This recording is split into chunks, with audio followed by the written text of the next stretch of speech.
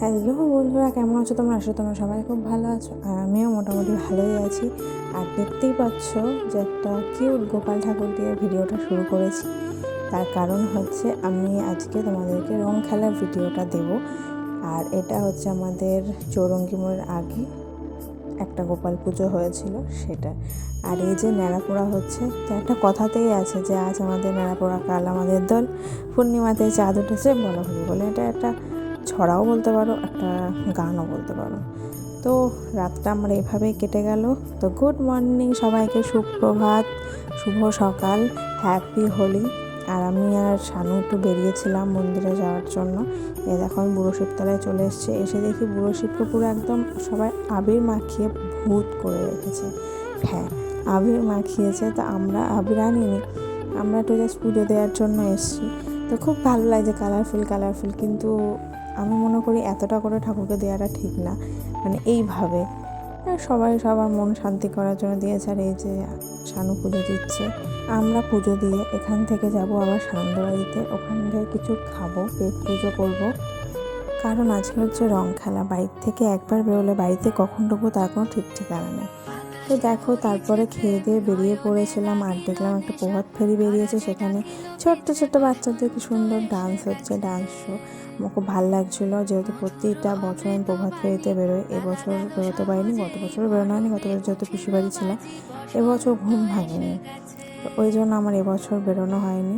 তাই এদের এই প্রোগ্রাম মানে পারফরমেন্সটা আমি দেখছিলাম, আমার খুব ভালো লাগছিলো, বিশ্বাস করো। মানে খুব কিউট লাগছিলো। আর এই যে সাইডে যে আবির ছোড়া ব্যাপারটা, এটা আমার খুব ভালো লাগে। তো ওরা ডান্স করছে, আমি দাঁড়িয়ে দেখছিলাম আর মনে করছিলাম, আমি এবার প্রভাত ফেরিতে বেরোতে পারলাম না, জানি না এবার রং খেলা আমার কেমন হবে। আমার সত্যি জানি। আর এটা হচ্ছে লাভেলা মোড়ে একদম মোড়টাতে প্রোগ্রামটা হচ্ছিলো। মানে প্রভাত ফেরির যেই স্টেপ বাই স্টেপ এক একটা মোড়ে গিয়ে এক একটা ডান্স শো হয়, কোনো মানে ডান্স শোটাই বেশি হয়। খুব ভাল লাগে দেখতে, আমার তো ভীষণ ভালো লাগে। আর সবার হাতে আবির, সবাই আবির মাখাচ্ছে, ভীষণ ভালো লাগে। আমি এই দিনটাতে এলেই ভীষণ মজা করি, কিন্তু এই বছর মজা করেছি। আর তোমাদেরকে বলি, খেলবো হোলি, ভাং খাবো না, তাই কখনো হয়? তো দেখো, ভাং বানানোর জন্য বসে পড়েছি। এখানে শানু হচ্ছে দুধটা ঢেলে নিল, আর এই জন্য ফলগুলো সব কেটে রেখেছি। আর এই যে সেই ভাং, মেন জিনিসটা এটা, আমি ভাংটায় গুলিয়ে রেখেছি। এখন হচ্ছে আস্তে আস্তে সব কিছু করবো। আর এখানে কাজু, কিশমিশ, কাঠবাদাম সব পেস্ট করে রেখেছি। আর এখানে রয়েছে যে দেখালাম যেটা, সেটা রয়েছে দই আর সন্দেশ। তো দুধটা দেখেছো কি ঘন, মানে এতটা ঘন দুধ আমি আগে দেখিনি, সত্যি দেখিনি। কিন্তু আমলের দুধ এতটা ঘন আমি ভাবতে পারিনি। তো দেখো, আমি ফলগুলো দিয়ে দিচ্ছি, কারণ এইটা বানানোর দায়িত্বটা প্রতিবার আমারই পড়ে।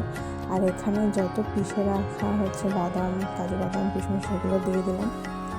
এবার দেবো হচ্ছে সন্দেশ। হ্যাঁ, মাখা সন্দেশ একটু নিয়ে এসেছিলাম, একটু কি অনেকটাই নিয়ে এসেছিলাম, সে মাখা সন্দেশ দিলাম। আর দিয়েছিলাম হচ্ছে প্রায় 500-র কাছাকাছি দই, 500-র থেকে একটু কম, কিন্তু 500-র কাছাকাছি দই। আর এটা হয়েছে পুরো 2 লিটার দুধে। তারপরে দিয়ে দিচ্ছিলাম একটু ঠান্ডা রাখার জন্য বরফ, কারণ ভাঙটা না ঠান্ডায় ভালো লাগে না, গরম হয়ে গেলে ঠিক ভালো লাগে না। ঠান্ডা বরফ। আর খাবো হচ্ছে আমরা অনেকে, মানে অনেকে বলতে সেরকম 3-4 জন কি 5 জন মিলে খাবো, যার জন্য বানাচ্ছিলাম। আর হাঁড়ি নিয়েছিলাম, কী করবো, বড় কিছু পাচ্ছিলাম না খুঁজে আমার বাড়িতে এসে। তো এই যে এখন ভাঙানোর প্রস্তুতি চলছে। আর হ্যাঁ, আমি চিনি আনতে ভুলে গেছিলাম, চিনিটা যে গুঁড়ো করবো তার টাইমও ছিল না, ওই জন্য ডাইরেক্ট ঢেলে দিয়েছি, যা হবে। আর বিশ্বাস করো, রং খেলায় ভাং খাবো না, এটা থেকে আমি না মেনে নিতে পারি না। ভাং তো ভাই খেতেই হবে, কিছু করার নেই। আর এই যে আমি এখন ভাঙের যেই গুলিটা মানে জলে ভিজিয়ে রেখেছিলাম, সেটা এখন ভালো করে ছেঁকে নিচ্ছে, কারণ এতে অনেক ধুলো বালি থাকে।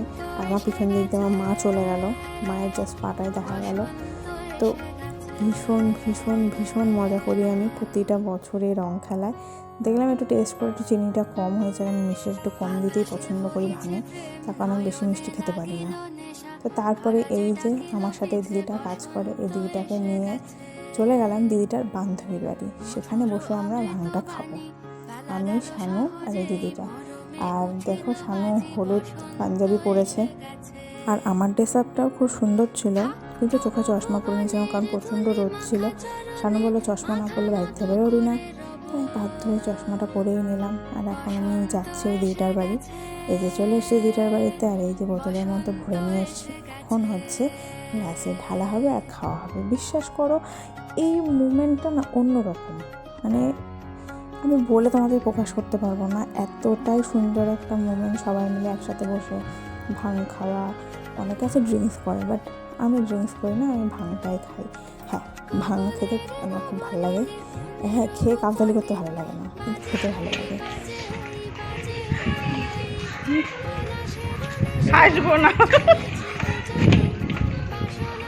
আমি বলেছিলাম হাসবো না ভাং খেয়ে, কিন্তু আমি হেসেই যাচ্ছি, সাথে দিটাও হাসছে। তো আমার নেশা হয়ে গেছিলো, কিন্তু আমার হাসিটা আমার ভালো লাগে না, কারণ আমি খুব বিচ্ছিরিভাবে হাসি। কিন্তু কিছু করার নেই, হাসতে হবে। এত মানে খেয়েছি বেশি না, ওই 2 গ্লাস মতন খেয়েছি, তাতেই আমার এই অবস্থা। আমার কিন্তু নেশা হয়নি, কিন্তু অটোমেটিক হাসিটা পেয়ে যাচ্ছিলো। তারপরে খেলাম হচ্ছে সন্ধ্যেবেলা, যেহেতু গ্রহণ লেগে গেছিলো। তারপরে এসেছিলাম সুমির বাড়ি। সুমি বললো আমি একটু ভাং খাবো, থাকলে নিয়ে এসো। তার জন্য নিয়ে এসেছিলাম। আর এখানে কাণ্ড দেখো, সুমির মেয়ে কী করছে। শানু একটু শুয়েছিল, যেহেতু ভাং খেয়েছি, নেশা তো হয়েছে, স্নান করে সবার নেশা ধরে নিয়েছে, একটু শুয়েছিল। আমি দাঁড়িয়েছিলাম, আমাকে বললো মামি তোমাকে আমি একটু রং দেবো। আমি দেখ গালে গালে দিয়েছে। শানু শুয়েছিল, শানু কীরকম মুখের মধ্যে ঢেলে দিয়েছে মেয়েকে। দেখো কী করছে। ওর বাবা বলছে করিস না বিছানার মধ্যে। ও কি আর শোনো, বাচ্চা মানুষ, দেখো ওর মুখটা কেমন লাগছে।